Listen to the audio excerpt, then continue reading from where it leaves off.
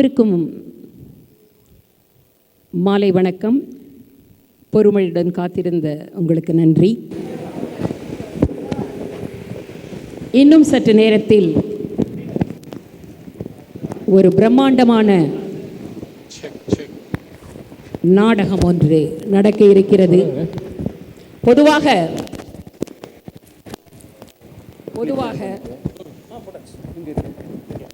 நாடகத்தில் நடித்து திரைப்படத்துக்கு செல்வது வழக்கம். நாங்கள் ஒரு புது முயற்சியாக திரைப்பட காட்சியினை இங்கு நாடக வடிவில் அளிக்க எடுத்துக்கொண்டுள்ளோம். அந்த திரைப்படம் எல்லோரும் ஒரு முறைக்கு பல முறை பார்த்து அனுபவித்து மகிழ்ந்த திரு ஏபிஎன் அவர்களின் திருவிளையாடல் என்ற திரைப்படத்தில் நகைச்சுவை காட்சிகளை எடுத்துக்கொண்டு நம்முடைய நடிகர்கள் இங்கு நம் கண் முன்னே அதை நடித்து காட்ட இருக்கிறார்கள். இங்கு ஒரு சிவாஜியோ ஒரு நாகேஷையோ மனதில் கொண்டு பார்க்க வேண்டாம். ஒரு தர்மியாக, ஒரு நக்கீரராக, ஒரு செண்பக பாண்டியனாக, சிவனாக இங்கு வந்து அதை மேடை நாடக வடிவில் அமைக்க இங்கு காத்து கொண்டிருக்கிறார்கள். இதற்காக சில பேர் எத்தனையோ எடை குறைப்பு செய்திருக்கிறார்கள், எத்தனையோ பேர் எடையை கூட்டியிருக்கிறார்கள். சொல்லப்போனால் திரு விஜயகுமார் அவர்கள் ஒரு 9 கிலோ எடையை குறைத்திருக்கிறார். திரு சீதாராமன் அவர்கள் ஒரு 3-4 கிலோ எடையை ஏற்றியிருக்கிறார். சினிமாவில் உள்ள விக்ரம் மற்றும் கமல்ஹாசன் மட்டுமல்ல, நம்முடைய நடிகர்களும் இதுக்கு விதிவிலக்கல்ல. ஆனால் இவங்களோட கால் ஷீட் எனக்கு கிடைக்கிறது. திரு ஏபிஎனுக்கு கூட சிவாஜியோட கால் ஷீட் கிடைச்சிருக்கும். ஆனால் எனக்கு இங்கே இருக்க நம்முடைய நடிகர்கள் கால் ஷீட் கிடைக்கிறதுக்குள்ள போதும்னு போச்சு. ஆனால் அவர்கள் எடுத்துக்கொண்ட எல்லா முயற்சியும் எப்படி இருக்கிறது என்று நீங்கள் இதோ இதை பார்த்துதான் கூற வேண்டும். அல்லும் பகலும், இரவும் பகலும் என்றே சொல்ல வேண்டும். திரு சீதாராமன் அவர்கள் என்றால் இரவு லேட் நைட் ஆல்சோ இருந்து அந்த ரிஹர்சலுக்கு உதவி இங்கு இதை வழங்க இருக்கிறார்கள். தொடங்குவோமா?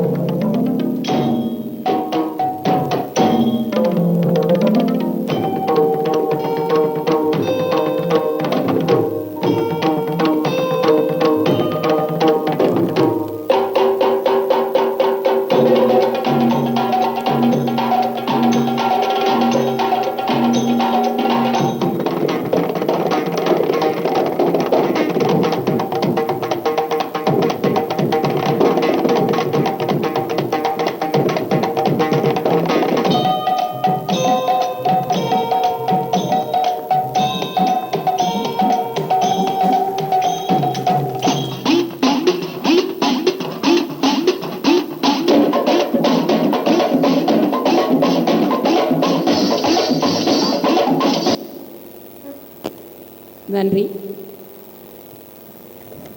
நாடகம் துவங்க இருக்கிறது. அந்த பக்கம் போயிடலாமா? கண்டு கழியுங்கள்.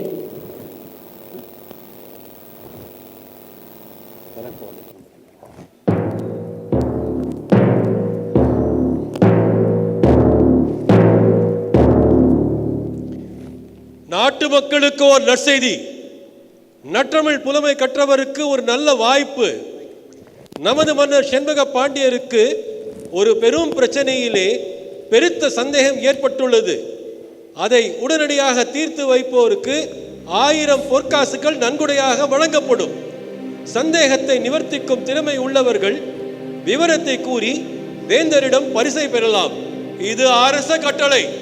வழிவிடு வழிவிடு வழிவிடு வழிவிடு வழிவிடு. தண்டாரா, பரிசு தொகை எவ்வளவு?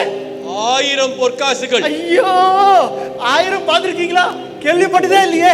ஆமா, அரசனோட சந்தேகம் தான் என்ன? அதை என்னால் தீர்த்து வைக்க முடியுமா? உங்களுக்கு ஏதாச்சும் விவரம் தெரியுமா? அது தெரிந்தால் அந்த பரிசு தொகையை நானே அடைந்து விடுவேனே. ஏண்டா ஏண்டா சிரிப்பு? 1000 பொற்காசு கிடைச்சா சும்மா விட்டுவீங்களா? ஆமா, அது தெரிஞ்சா நீ ஏன் உயரத்துல தண்டாரா போட்டுட்டு இருக்கு? ஆமா, பரிசு தொகை எவ்வளவு? 1000 பொற்காசுகள். ஐயோ ஐயோ ஐயோ, நான் என்ன பண்ணுவேன்? யார கேட்பேன்? சொக்கா,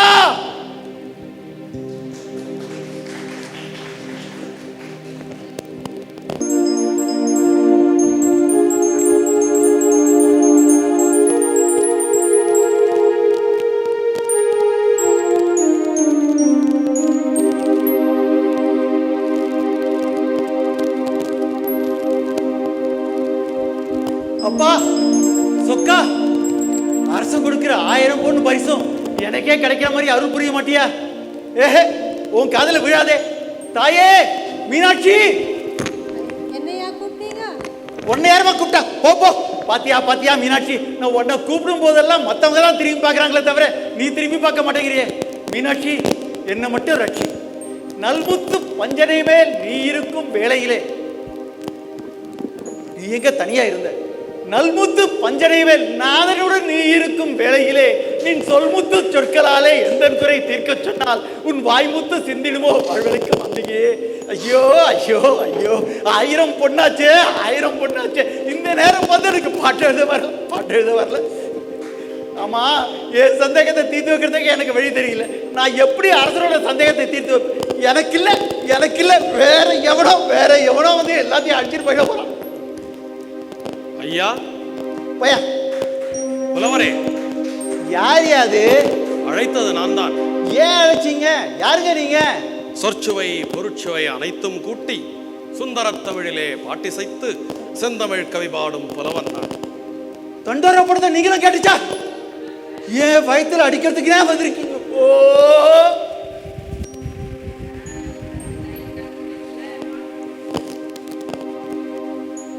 நீங்க வசதியுள்ள புலவர் மாதிரி தெரியுது. என் நீர் என்ன விட்டான அனல் மூச்சு.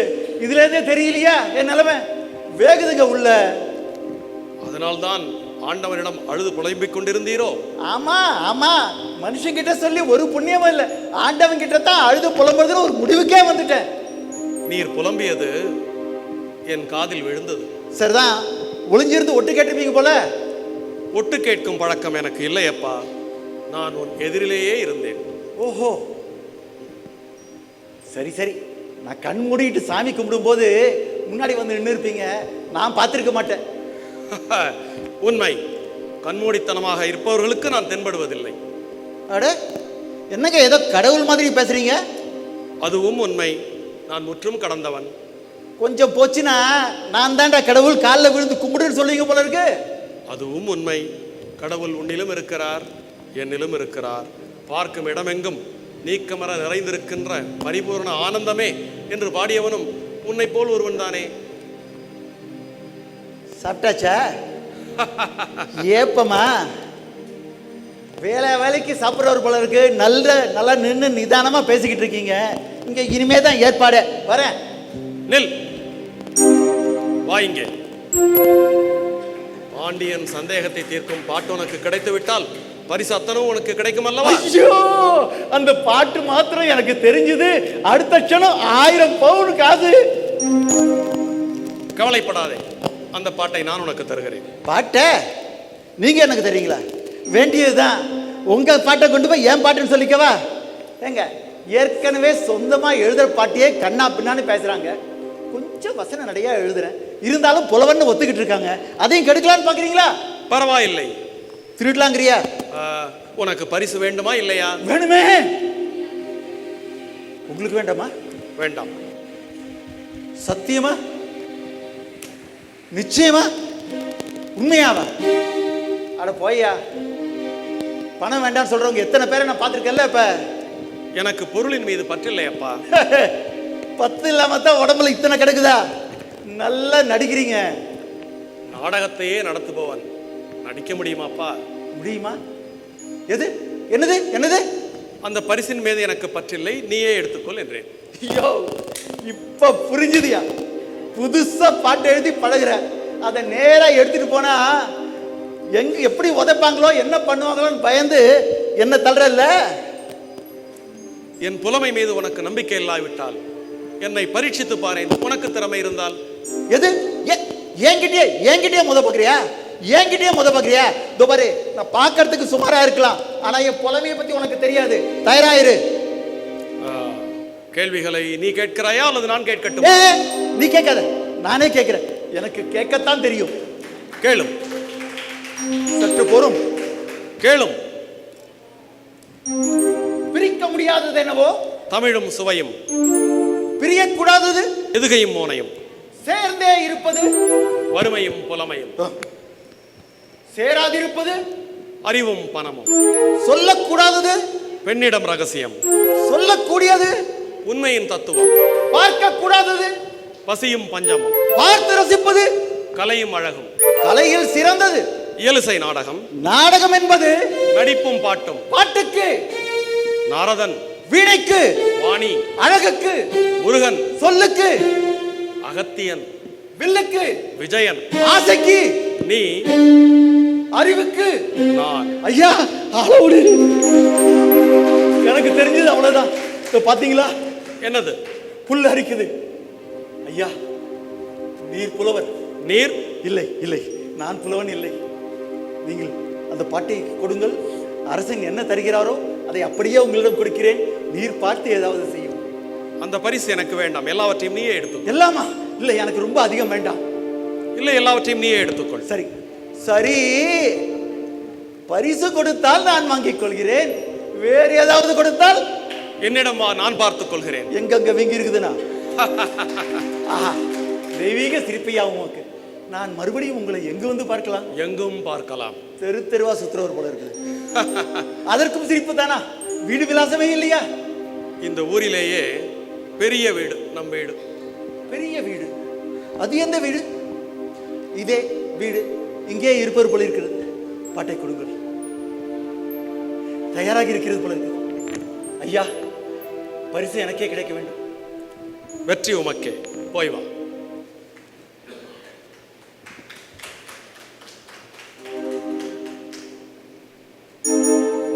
இல்லையா, வேண்டாம் வச்சுக்கியா. ஏன்? இல்ல வேண்டாம் வச்சுக்கியா. ஏன்? இல்ல, எனக்கு வயத்த கலக்குது, வேண்டாம் வச்சுக்கியா. எடுத்துச் செல். இல்ல இல்ல, சொன்னால் கேளுங்க, எனக்கு வேண்டாம். பரவாயில்லை, எடுத்துச் செல். வேண்டாம், சொன்னால் கேளுங்க, வேண்டாம். கோழை. ஆமா, கோழை தான். எனக்கு பயமா இருக்கு. பயமே ஜெயம். வெற்றி உனது, பரிசு உனது. போய் வா.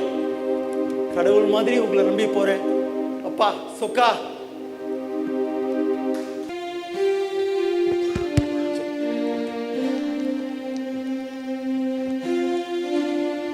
தென்னவன், எங்களின் மன்னவன், திறமையுடன் முத்தமிழ் சங்கத்தை காத்திடும் கோமகன், நீதிக்கு தலைவன், மக்களின் காவலன், வேந்தற்கு வேந்தன், பண்பின் தலைமகன் செண்பக பாண்டியன் வாழ்க.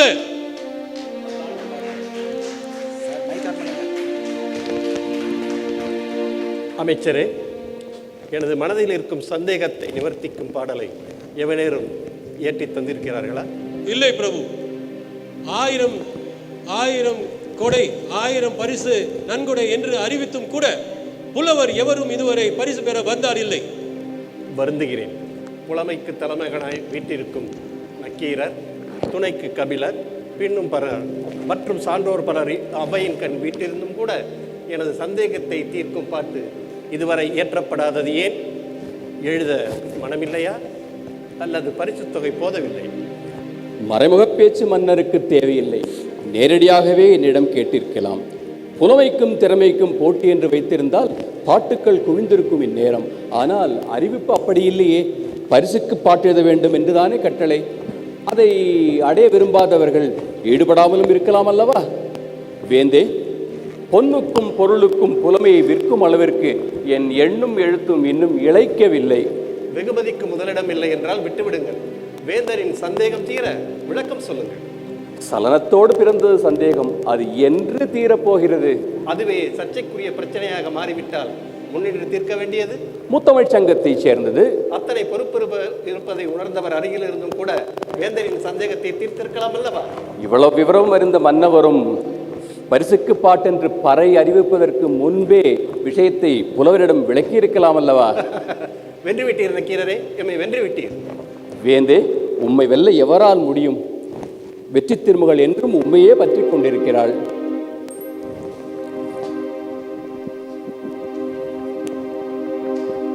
மன்னர் மன்னவா, தங்களின் மன சந்தேகத்தை போக்கிட பாட்டுடன் தர்மி என்ற புலவர் வந்திருக்கிறார். மிக்க மகிழ்ச்சி. நக்கீரர் பாட விரும்பவில்லை என்றாலும் நாட்டிலே மற்றொரு புலவர் பாடி மன்னையனின் சந்தேகத்தை தீர்த்தார் என்று வருங்காலம் சொல்லட்டும். வரச்சொல். அரசர் பெருமானே, அவையை நாடி வந்திருக்கும் புலவர் பாவம் பொன்னையே கண்டறியாதவர் என்று எண்ணுகிறேன். அதனால்தான் புலமையை இங்கு அடகு வைக்கிறார். எப்படியோ என்னுள் இருக்கும் சந்தேகம் நீங்குகிறதா இல்லையா? நீங்க வேண்டும். அதை நீக்கவாவது ஒரு புலவன் பெற வேண்டும். ஊக்கத்திற்காகவாவது உங்களது பரிசை அவன் பெற வேண்டும். மன்னா, அரசே, வேந்தே, மன்னா, அரசே, வேந்தே.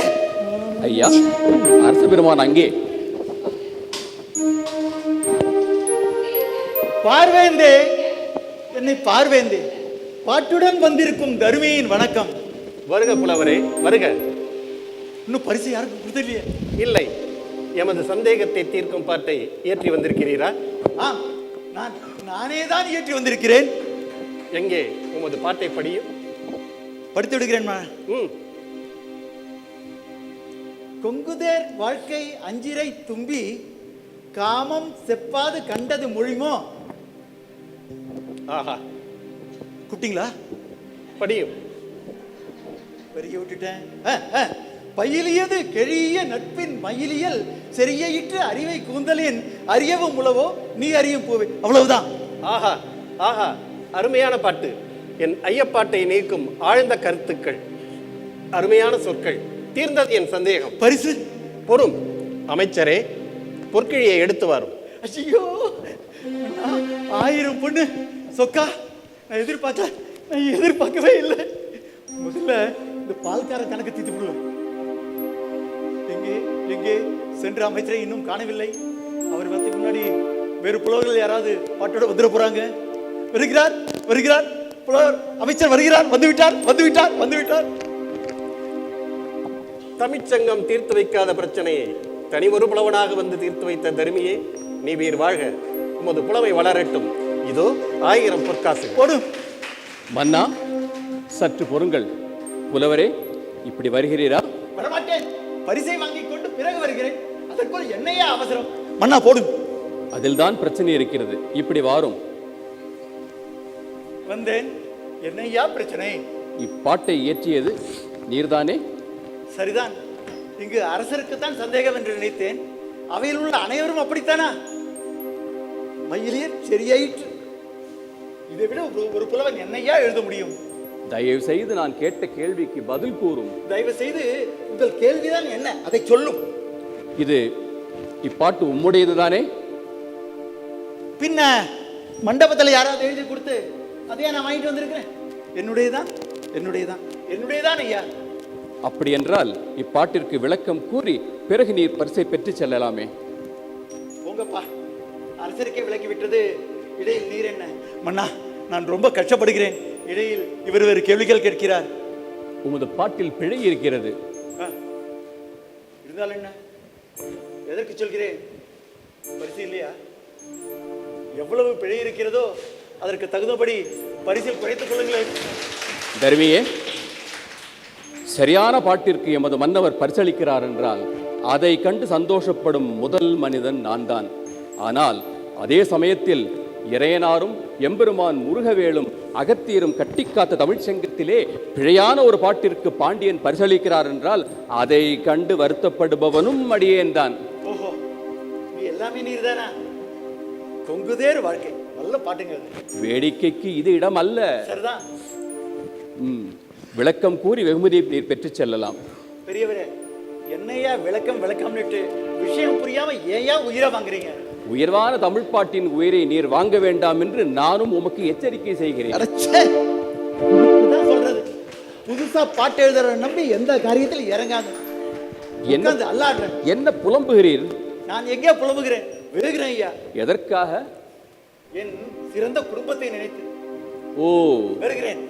பரிசு வேண்டாமா? வேண்டாம். என்ன பெரிய பரிசு? என் நிலைமைக்கு இது போல 6 பாட்டுகள் எழுதி கொண்டு வந்து இதை போல இளைஞர்கள் எதுவும் இல்லாமல் இருந்தால் அதுவும் பத்தாது. ஒன்றும் பிரயோஜனம் இல்லை. ஒன்று நிச்சயம் ஐயா. என்ன? பாட்டெழுதி பெயர் வாங்கும் புலவர்கள் இருக்கிறார்கள், குற்றம் கண்டுபிடித்தே பெயர் வாங்கும் புலவர்களும் இருக்கிறார்கள். சிரிக்காதீர்கள். இதில் நீர் எந்த பிரிவை சேர்ந்தவர் என்று உங்களுக்கே தெரியும் என்று நினைக்கிறேன். ஒன்று நிச்சயம் ஐயா, உண்மை போல இருவர் வேண்டாம். நீர் ஒருத்தரே போதும். இருந்தால் உலகம் உருப்படும். முடிந்தால் மண்டலத்தில் சொல்லுங்கள், எனக்கு பரிசு வேண்டாம். ஐயா, புலவரே, தர்மி, ஆண்டவா, அனுப்பியவர் யாரோ? நக்கீரரே, உமது வார்த்தைக்கு பொருள்? எய்தவன் எங்கோ இருக்கிறான். பாவம், அம்பு வந்து இங்கு அழுதுவிட்டு போகிறது. அப்படியா விஷயம்? நல்ல வேளை, பழையான பாட்டிற்கு பரிசளித்து மொழிக்கு பெரும் தவறு இழக்க இருந்தேன். தக்க சமயத்தில் தடுத்தனை காத்தீர். மிக்க நன்றி.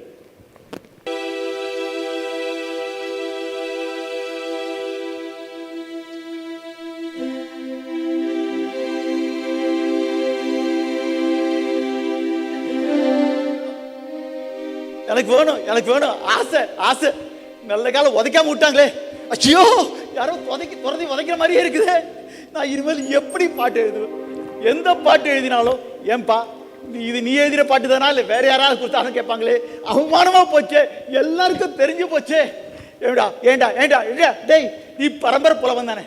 புதுசா பாட்டு எழுதுறவங்க நம்பலாமா? நம்பலாமா? ஐயோ ஐயோ ஐயோ, நான் என்ன பண்ணுவேன்? இப்படி என் நிலைமை இப்படி ஆயிடுச்சு. ஆண்டவா, அப்பா, இப்ப பாரு, இது போல இனிமேல் தண்டோரா போட்டா கூட நான் கேட்க மாட்டேன். என் காதுல எதுவும் விழ வேண்டாம். நான் இனிமேல் தகவலுக்கு போல. ஐயோ, இப்படி புலம்புற மாதிரி என்னை விட்டுட்டானே. இது மாதிரி ஏன்பா, நான் பாட்டு எழுதுறதுனால உனக்கு என்ன கஷ்டம் சொல்லு. நான் 2 பாட்டு தான் எழுதுறேன். பாட்டு எழுதுனால உனக்கு என்ன கஷ்டம்?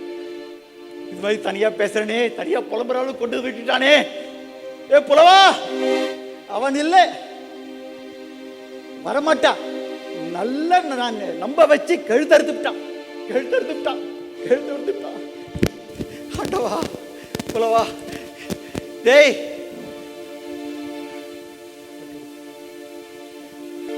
ஏ புலவா, ஐயோ ஐயோ, தனியா பேசுறனே. ஏ புலவா, ஒட்டுடுத்திய புலவா, அவனை கூப்பிடக்கூடாது. ஏன், எதுக்கு கூப்பிடணும்? அவனை நம்பி புலமா போச்சு. கத்தி குரலும் போயிட போச்சு. அவன் இல்லை, வரமாட்டான். அப்பாவே,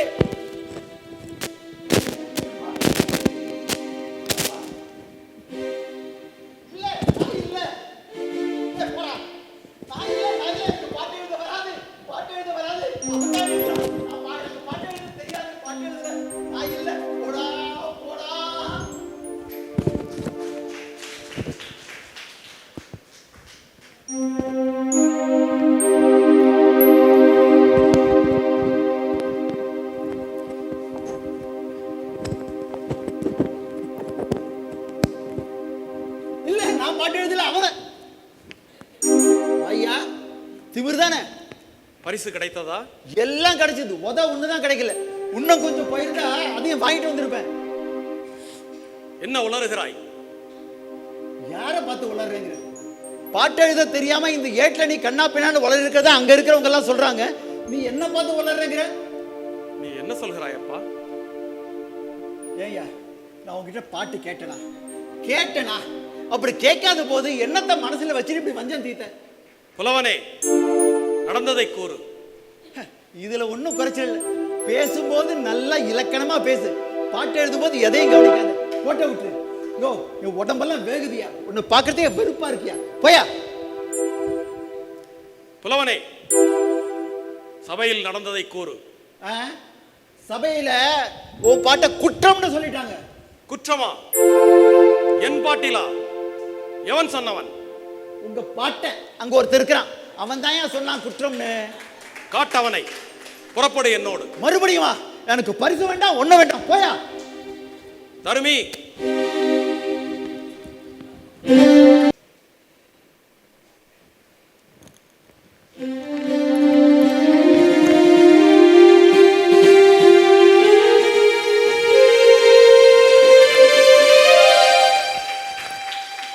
இப்புலவன் கொண்டு வந்த பாட்டிற்கு சபையிலே குற்றம் கூறியவன் எவன்? அவன் இவன் என்று ஏகவசனம் இங்கு வேண்டாம். அவையடக்கத்துடன் கேட்டால் அதற்கு தக்க பதில் கூறுவார்கள். அப்படியானால் மன்னரை விட மற்றவருக்கு இங்கு அதிகாரமோ? இது அரசு சபை என்று தமிழ் திருச்சபை. இங்கு சகலருக்கும் சம உரிமை உண்டு. அதனால்தான் தர்மி கொண்டு வந்த பாட்டிலே பிழை கண்டீரோ?